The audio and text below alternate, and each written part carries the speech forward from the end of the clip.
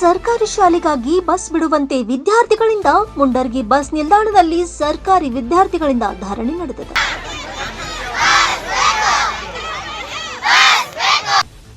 ಪ್ರತಿಭಟನೆಗೆ ಮುಂದಾದ ಗದಗ ಜಿಲ್ಲೆಯ ಮುಂಡರ್ಗಿ ಪಟ್ಟಣದ ಆದರ್ಶ ವಿದ್ಯಾಲಯದ ವಿದ್ಯಾರ್ಥಿಗಳು ಇಂದಿನ ವಿದ್ಯಾರ್ಥಿಗಳಿಂದ ನಾಳಿನ ಉಜ್ವಲ ಭವಿಷ್ಯ ಅಂತಾರೆ.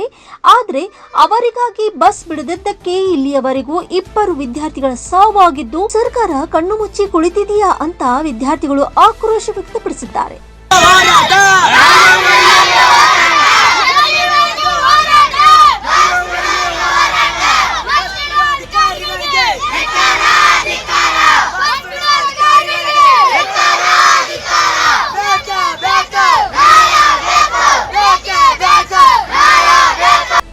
ಇನ್ನು ಎಂಎಲ್ಎಗೆ ಹಲವು ಬಾರಿ ಮನವಿ ಮಾಡಿದ್ರೂ ಕ್ಯಾರೆ ಅಂತಿಲ್ಲ ಅಂತ ವಿದ್ಯಾರ್ಥಿಗಳು ಕಿಡಿಕಾರಿದ್ರು.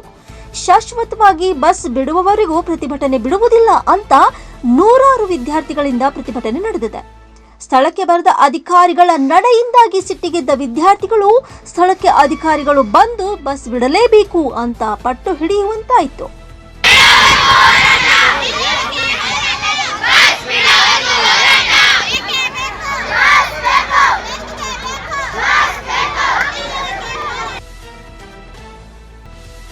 ನ್ಯೂಸ್ ಮುಂಡರ್ಗಿ.